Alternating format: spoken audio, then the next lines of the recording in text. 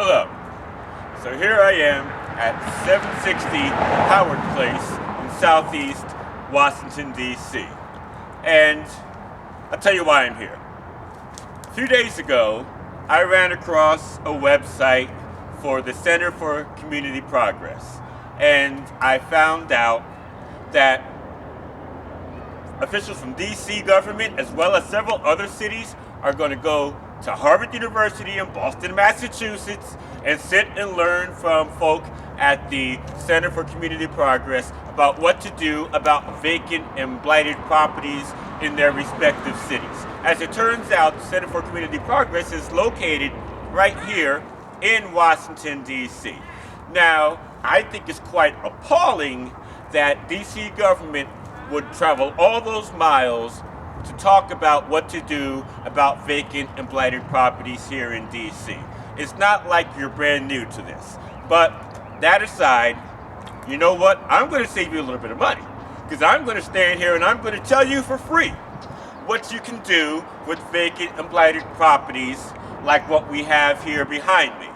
Now, since D.C. government has been looking for all these sites for the replacement to the D.C. General Family Shelter, trying to go with smaller shelters, well, here's a perfect property right here to put one of those smaller shelters on. Some of the chosen sites are contentious sites. So in the Ward 5 chosen site is right in an industrial area where kids are going to breathe in all these industrial fumes and soot and what have you, near a strip club, near train tracks and what have you. So there are problems with some of the other sites. But you know, I have this expansive property behind me that so much can be done with. So you can put a family shelter here, or you can even do something for permanent supportive housing. You know, you're always looking for properties for permanent supportive housing and trying to house all the most vulnerable homeless. And then you can even do some employment efforts around here. You can have people work on this property. You can locate an employment, a job training program here on this property. I mean, there are so many possibilities. And cameraman, show them. There's a school right here on the other side of the road. So for those of you in families with small children, you know, you could live in one of these renovated buildings over here and go right across the road to take your kids to school, and that will take care of your daycare needs as well.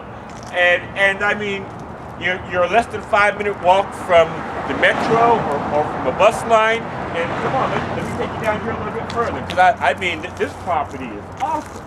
Look at how big this is. I mean, I know you see a bunch of overgrown grass here, but just imagine the possibilities of what can be put out here and what can be done with this property. And so, as we go further on down, this looks like it might have been a 6-family building here. You know, and it wouldn't take much to fix this building up, whether it's for families or for individuals. And it's right in the heart of Anacostia, and you walk 5 minutes in any direction and you come into different things that you might need. And like I said earlier, bus lines, the train station, and so forth and so on. So you're not away from civilization. You got a playground right there across the road. And so all of you in DC government, all of you who are working so hard to end homelessness, to make better shelters or what have you, I mean, here it is. I've done the work for you.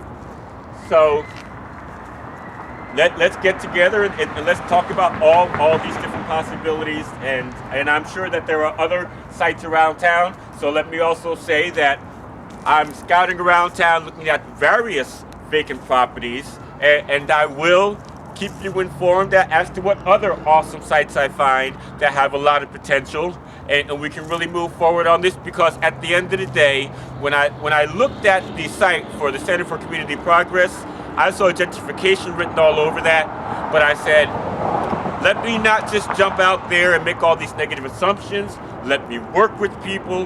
Let me see where they're coming from. Let me see if they'll work with us to ensure that we don't further gentrify poor folk out of this neighborhood.